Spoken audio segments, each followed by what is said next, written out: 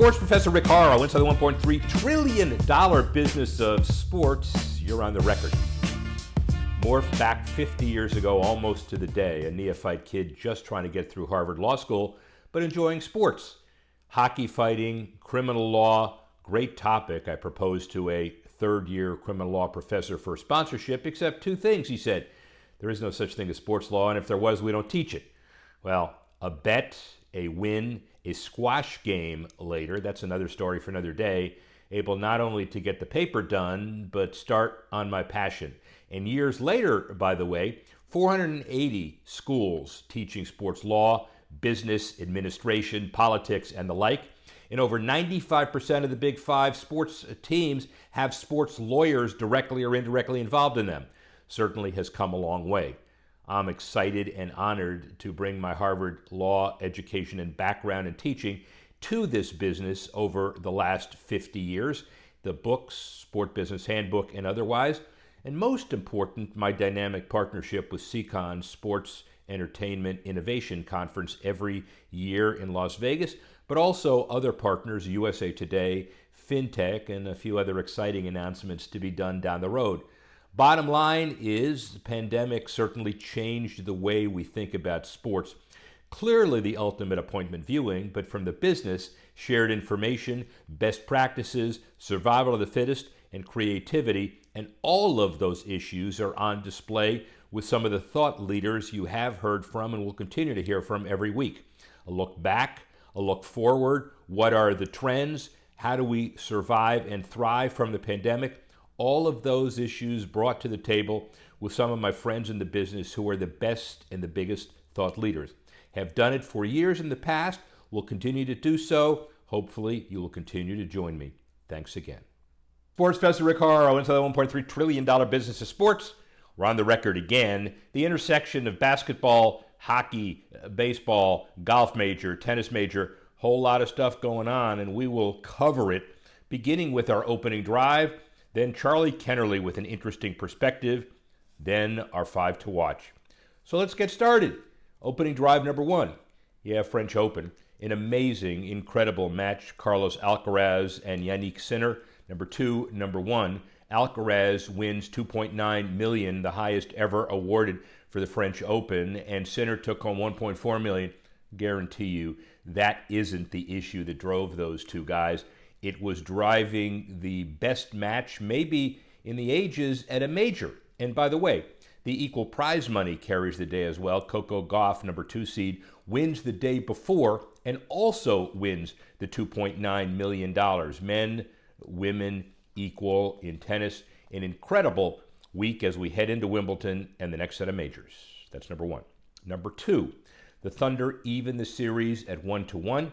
And going back to Indiana with a series that is destined to be pretty darn close. Lucky enough to be in Oklahoma City to celebrate the MAPS plan 32 years ago. To date, basically, the plan was hatched, 9 facilities. We didn't know at the time that the Thunder would be the old Sonics after the New Orleans, Oklahoma City Hornets, rested after Katrina in Oklahoma City, proved their worth. Clay Bennett pounced on the Sonics, moved them to OKC. Seattle may get a team eventually, but clearly, as we all look at the NBA Finals, there is an amazing story to tell that transcends the 1995 bombing and everything that happened in Oklahoma City.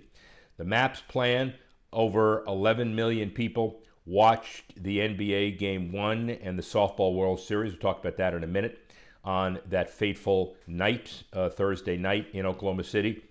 The Thunder basically blew a lead, but now they go back even. At the end of the day, this is incredible awareness for Oklahoma City. And by the way, as we've seen in some of the other stuff we've done, sports debate. We'll get into that. By the way, that's number 3. What else happened in Oklahoma City and Tulsa? Well, the Tulsa City Championship then feeding into Oklahoma City over the next 6-8 months for the Oklahoma Championship. What it is, after a year in the making, is the first ever NAUDL, the National Association of Urban Debate Leagues, have put together an incredible event. And when you take a look at what it's doing, it's combining the intellectual rigors, sponsorship, thought process of debate with sports. Sports makes debate cool, debate makes sports more inclusive, and on and on. And after a successful proof of concept in Tulsa, Oklahoma City is going to be a barn burner. The support from the mayor and the education folks and the sports folks. Remember, I'm happy enough and honored enough to be the national chairman advisor for sports debate for this incredible organization. And one of the things that is very important is that when you look at all the high school associations, they list all the traditional mainstream sports, but then they deal with esports and debate as two very important elements of a long-term plan. Corporate sponsorships, maybe even TV, Naudil itself with 20 chapters and 10,000 debaters. It is a great organization from which to build, and that's exactly what's going to happen. Look for Dallas, look for Washington, look for Atlanta, look for a lot of other cities in the not too distant future. So that's number 3. Number 4, we stay on college sports and what happens with the settlement. Judge Claudia Wilken granted final approval to the combined House, Carter, and Hubbard antitrust settlement. 3 key elements. Number 1, $2.8 billion in back pay distributed over 10 years. And number 2, revenue sharing cap allowing each athletic department to allocate up to $20.5 million rising annually. And number 3, the idea of elimination of scholarship limits in favor of roster-based caps. So you're talking about the entire program. The $1.1 billion is NCAAs. The Power Fives, 40%, and the other 27 Division I conferences, 60% because of reduced distributions. At the end of the day, a lot of details need to be worked out, like what about Title IX? What about employment status? What about other legal challenges? The College Sports Commission will be led by Brian Seeley, a Major League Baseball former executive. He knows what he's doing. We'll see how this all shakes out, but a major, major issue for college sports. Then finally, another academic issue relative to all of these plans, RPS Academies, building a global sports hub in Port St. Lucie. Near me, self-serving, but the global picture is sports academies training elite athletes, but also training their minds, training their values, training their heart. Gabe Jaramillo, everybody pronounces it differently. I pronounce it global leader. He's developed 11 world number ones and 27 other top 10 players. They offer a proven curriculum focused on intellectual, athletic, and other skills for life. 10 million YouTube viewers. The point of this is it's not just they're getting international athletes who will be very successful to be even more successful on the court, on the soccer field, on the golf course, etc. But it's also teaching them values, teaching them how to think. I personally, again, am honored enough to have been the commencement speaker at their graduation. More to come on them and the future. But right now, that's number 5, and that's our 5 opening drive issues of the last couple of weeks. Before we go into the next top 5 to watch, interview special this week. Charlie Kennerly is with Brookfield Asset Management, and he's an analyst for private funds in New York. But that's not his issue for today. His issue is he was part of that dynamic golf team at Wake Forest that included Cam Young, Will Zalatoris, a successful and proven college golfer of his own right. How does he use golf to generate business?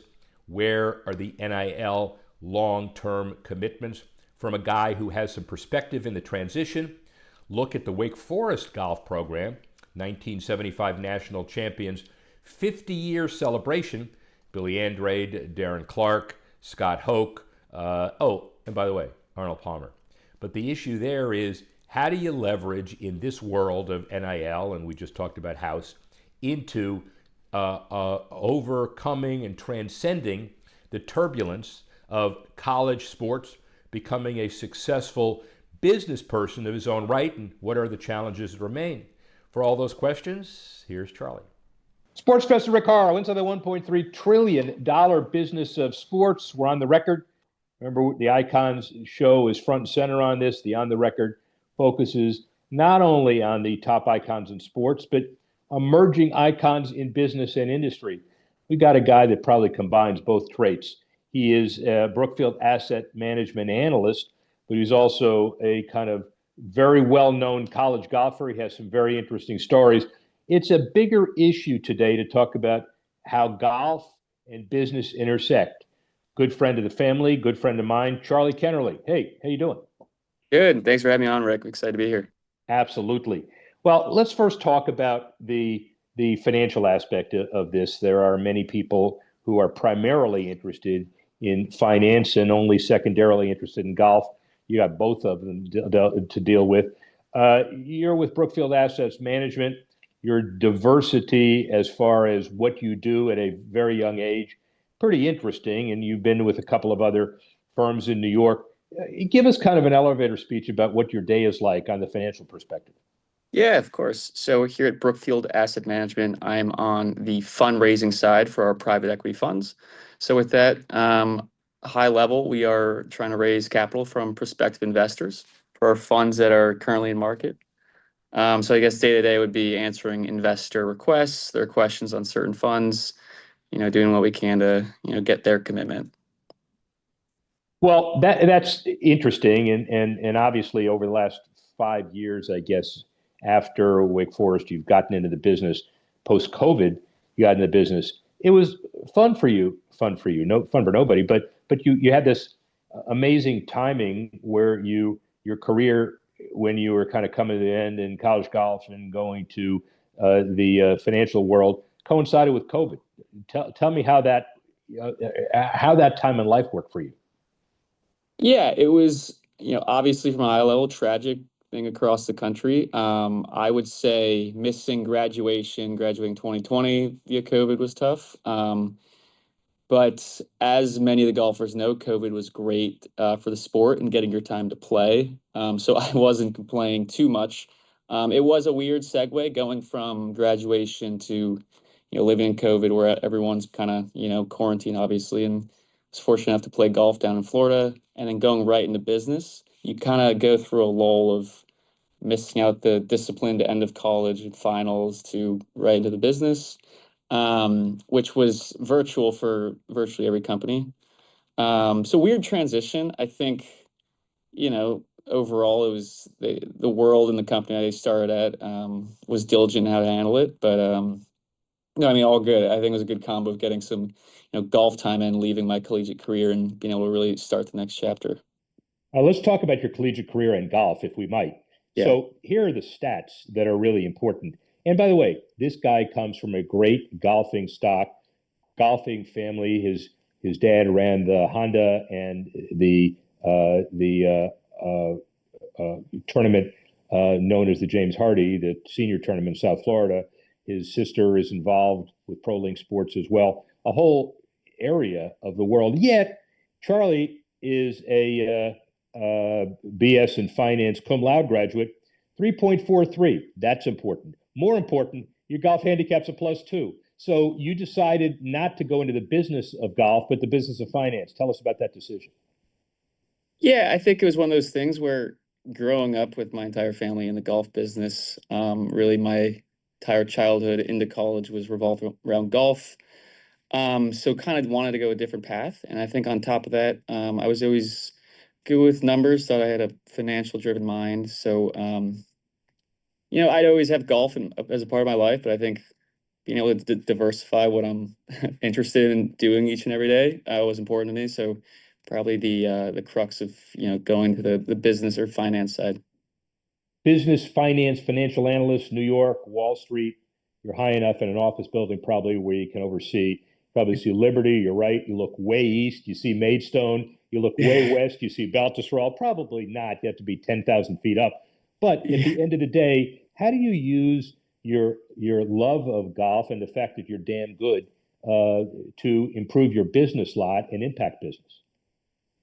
Yeah, I think having that experience in golf and specifically collegiate golf where it's quite demanding, you are able to learn those valuable time management skills. So employers and people around you, colleagues, kind of have respect for what you're able to handle.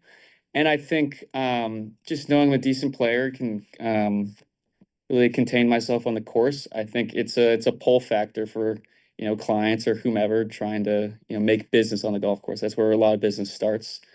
So I think just being able to come on board, play around, and I think I have a decent personality, but to showcase some decent golf helps as well. So, like you said, it's definitely a helpful and monumental characteristic, I think, for business. Ladies and gentlemen, the guy's got a decent personality, but here's the next question. So you got 4 hours on a golf course. Are you measured enough where business will just organically follow? Do you want to say by the third hole, I want to talk numbers. By the ninth hole, I want to get a contract out. I know it may be somewhere in between, but how do you approach all that? Yeah, to be honest, I haven't. I'd like to have more of a sample size. I haven't played too many business-oriented rounds yet. I'm just starting to. I've had a few rounds under my belt, and seeing my boss handle it, that's kind of my segue. So seeing it more naturally come, and I think no one wants to start off a round in their ear about a business and crunching numbers. I think it should come naturally. I mean, uh, people are out there to enjoy the course, enjoy the 18 holes. So it's just got to come naturally, just via conversation. Well put. So Yeah, we'll see if come naturally is defined as waiting for second hole, fourth hole, maybe 17th hole. But whatever it is, I get the link. So let's do some yeah. Wake Forest stuff. So 2016-17, your freshman year at a pretty significant golf school. So you walk in and you're in the golf building and you see signs or plaques. And those of us who know the industry and people understand it, Billy Andre, Darren Clark, the Hazes, Scott Hoke, Len Matisse, Jay Siegel, Curtis Strange, Webb Simpson, Lanny Watkins. Then there's a guy by the name of Arnold Palmer. Do you feel like you're like within royalty when you're walking around Wake Forest Golf Center? I would say you're walking amongst royalty. I would never categorize myself as into that royalty bucket, but it was super cool walking from the first day and you look left and right and you see archives of the legends that you just said, a number of trophies, and you really do feel like you're part of history. Arnold Palmer specifically, you feel like you're living and breathing, part of his career, which is neat. And then being fortunate to play around really good collegiate players, Cam Young, Zalatoris. It felt like being exposed to, the history around you, but also those players currently on your team with you. You're really getting as close of a taste to iconic golf as you can at a young age. So no, being awake was super special. Well, and we'll get to those two fellows in a second. But Yep. the idea of a pro golfer giving back is something that is a great story, but maybe not well enough known. Arnold Palmer built that golf complex at Wake Forest, and you see a lot of your alums giving back prolifically. The golf business is so charitably oriented, isn't it, that you'll see a lot of people wanting to give back to the industry. Yeah. No, 100%. And even if you're Webb Simpson on tour or you're in the business field and you realize as you get older that Wake Golf alumni base really does grow your network, obviously, but it does help you in the business world. And I think people appreciate that, especially the older they get. And the least they want to do, these alumni donors, is donate money. And what's cool is we're starting, at least when I was there, a couple of events where alumni come and we'll have a cocktail hour at the golf facility and a tournament at Old Town, the country club we played. So yeah, you definitely see overlap and intersection of, the business growing and being able to hold on to Wake and be able to contribute to present time Wake golf. And it's in your face because it was last year was the 50th anniversary of your 1975 national champion team. You won that tournament, Wake Forest, won that tournament by 33 strokes. That's not fair. Yeah, I mean, that's pretty cool. I wasn't on it. I was No, you yet to be weren't. born, obviously. But yeah, that was cool to look back on. Our coach Jerry Haas, obviously not old enough to be coaching her on that team, but he certainly has stories of the team back then and how it was like Bama football. Yeah. That's how he presents it. Well, it's interesting, like Bama football. So let's take Tua. and any other current quarterback that we've got, or Najee Harris. So it's 16 and 17. It's your freshman year, and within 2 years, this kid comes from Fordham Prep, who's muscle built and hits the ball 350 yards, and his name is Cam Young. Then you've got a guy who's a little spindly. I shouldn't say it that way, but he comes from Plano, Texas, and he's up there as a top guy as well. What's it like playing with Cam Young and Will Zalatoris? I mean, it's incredibly cool. At the end of the day, they are two normal guys. 99% of the time I'm with them. We're, rolling putts or in the cafeteria, not really playing.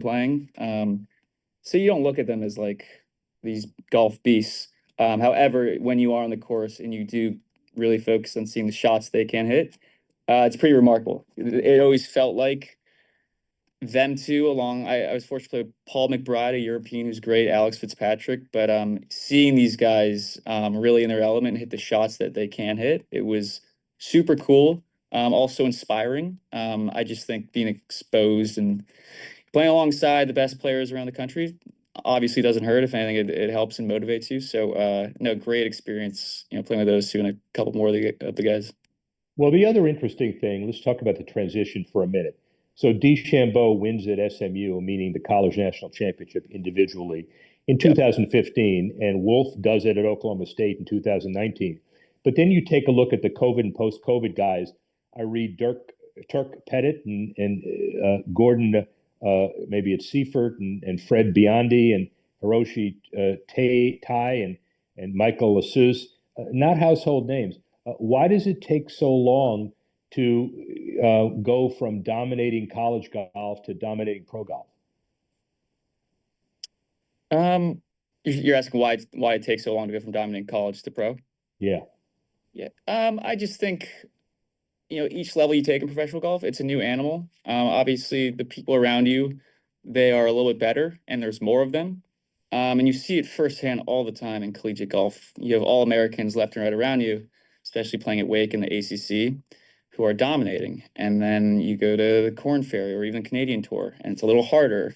Those 68s now feel mediocre. Yeah. I just think the quantity and quality grows. I think it's as simple as that. And then really, I think the one trait to really translate through the levels is probably consistency. I think everyone from college to the Scotty Schefflers can hit that one great shot. It's about hitting it consistently one after another, maybe 6 times in 18 holes versus a couple times. So that consistency really helps, I think, most of these guys get through the ranks. In the kind of final set of questions, we all understand that you're not in that business, but you know a lot about that business from a number of different perspectives. So let me just ask you kind of the state of the business. College golf then and now, better, worse? What's the differences? Um, Better. I think it's better. You see more instances of players coming right from college into the pros. You look at the Luke Clantons. I'm sure I'm missing a bunch of other names. Michael Lasasse that just won the national title. I don't think NIL, unless I'm mistaken, has had that big of an influence yet. I go back and forth on the effects of it for like football. Obviously, I don't know much, but I haven't seen yet the effects there. I'll be curious to see in the next couple of years what happens with that. But yeah, I just think more players, um, more competitive schools. Therefore, collegiate golf is just getting better and better. And like I said, more instances of seeing guys coming right from school to popping in qualifying for a tour event.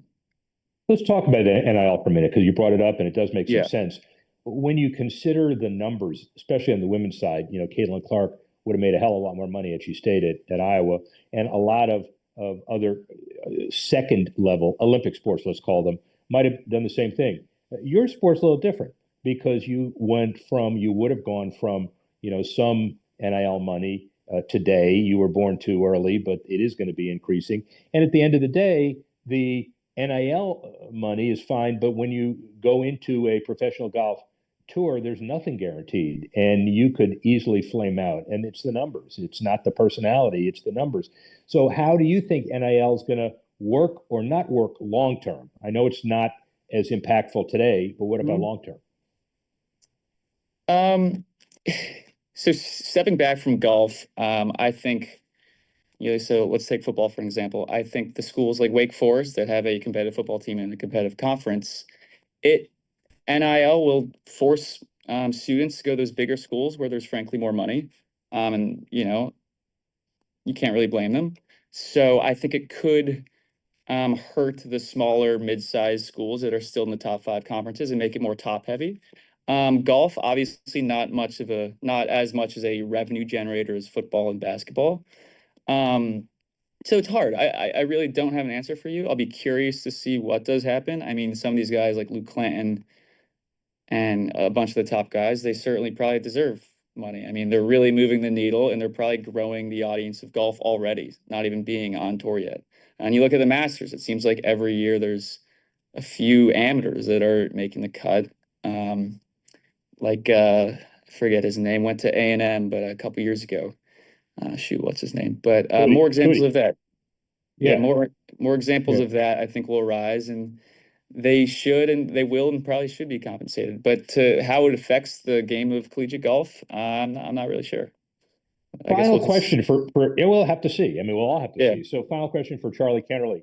You made the right decision in finance.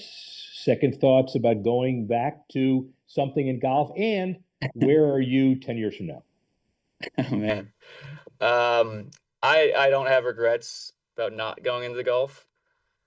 Professionally, like playing professionally. I guess growing up, I strived to be a professional golfer. But I think firsthand seeing the competition in school amongst my friends and competitors, you see everyone's as good. Everyone has the level of talent. And then I think seeing my dad in the golf business throughout my entire life, I really see how cutthroat that the golf industry is to make it. And I guess working in golf, who knows? I love golf. The golf business surrounds me. But I love finance. I'm very much a financial driven person in mind, I believe. Where I see myself in 10 years, Rick, that's a great question. Winning the Mid-Am and playing in the Masters. No, I'm kidding. No.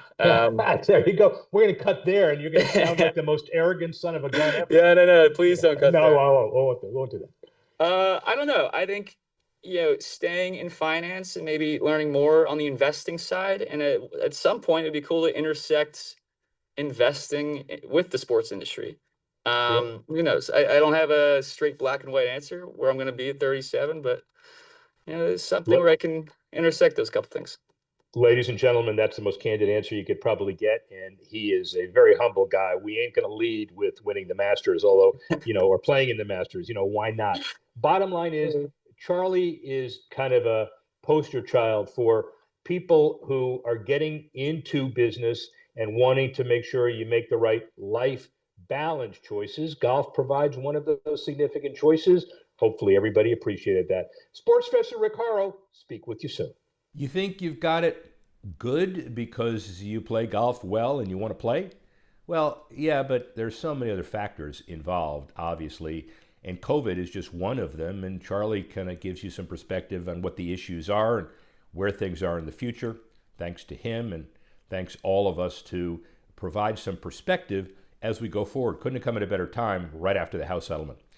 All right, let's look at the 5 to watch coming up in the next couple of weeks, 1 to 5. Number 1, Texas knocks down Texas Tech. They win the College World Series. They do it with investing $3.8 million annually in their program, excluding NIL. Texas Tech, $3.6 million, looking at NIL as part of their plan. The World Series debut with Texas Tech. Oklahoma wins 4 in a row, not this time. But the big winner, Oklahoma City, again, I'm consistent on this theme this week because they had so many things happening.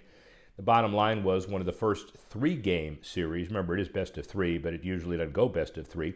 It gave a lot of people the opportunity to stay in town around Thunder time. Watch the game and the national championship be bestowed Friday night. No, by the way, you have a weekend to watch what Oklahoma City has done. Their MAPS program, pay homage at the memorial, and basically look at basketball as well. Sports as business, and more to come. That's number 1.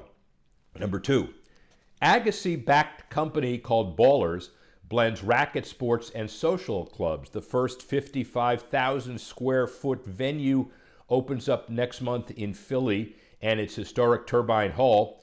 6 pickleball courts, 3 paddle courts, 2 squash courts, turf field, 4 golf simulators, putting green, gyms, recovery centers, restaurants, art installations, and the like. Capitalizing on the booming racket sports market, pickleball, by the way, $2.2 billion in 2024 to $9.1 billion in 2034, and the courts have jumped from fewer than 20 to over 450. And Andre Agassi, a big pickleball enthusiast with Steffi Graf, right in the middle of it. Investors in this company include Kim Clijsters, Sloane Stevens, Kyle Lowry, Danny Green, David Blitzer, the 76ers owner, involved as well. Overall, sports and recreation is important, but sports, recreation, big business combining vertical integrated opportunities like pickleball and all these other sports, a must. Watch that. That's number 2. Number 3, the Chiefs and Royals heading for the home stretch. The Missouri Show Me Investment Act, authorizing the state to cover up to 50% of the over $1 billion facilities for the Royals baseball and the Chiefs football. The qualifying projects must seat over 30,000, so this is not an effort that gives a lot of money to a lot of groups, and providing up to $50 million in state tax credits for related infrastructure. So is it about to be signed? We'll see. It's got to go to the House for final approval. Then the governor says, yeah, we'll figure it out. And what's the motivating factor? Kansas allows their star bonds to pay up to 70% of the bond cost for facilities in their state, just like was done with NASCAR and the Kansas Speedway years ago. And a Kansas-Missouri fight for these facilities, it explains one thing very clearly, that sports is economic development, and political people, once they figure out how to do this in a way that provides less of a burden for the taxpayers, they're basically in at the end of the day. That's number 3. Number 4, welcome a new owner with the White Sox, potentially. Justin Ishbia has claimed an option to purchase control from Jerry Reinsdorf, no earlier than 2029, but also through 2033. If no sale occurs, he can compel the purchase, Ishbia, at the end of the 34 season, and once he acquires control, he can bring in family members. Matt, their father, remember Matt is Phoenix Suns, he's worth, Justin, over $5 billion. He also owns a piece of the Nashville soccer franchise. Reinsdorf purchased the team in 1981 for $20 million. It may be $2 billion evaluation, maybe a little more. Haven't seen what the number is, but the point is, this is the first element of certainty in a long time for the White Sox. And finally, number 5, Saudi Arabia strengthens FIFA ties with its PIF partnership. The Men's Club World Cup in the United States starting this next week. The development programs and engagement efforts around the tournament backed by Saudi Arabia. Remember, they are part of the Aramco 2026 and 2027 World Cup sponsorship, 2034 World Cup hosting rights, $1 billion stake in the zone, streaming rights. Obviously, the Saudis are investing, but they're investing in ways that are very important to the future of the respective sports. Some talk about sports washing. The bottom line is sports is business, and when you have a very important player, you ought to nurture it. Those are our 5 to watch, and we'd like to thank Charlie Kennerly for devoting his time and effort and giving us some perspective. Like to thank Kali Kazar for putting this together as always. Like to thank you all for listening and watching and joining us this week. Once again, next week, playoffs and launching into the summer. Sports Professor Rick Horrow, $1.3 trillion business of sports. Speak with you soon.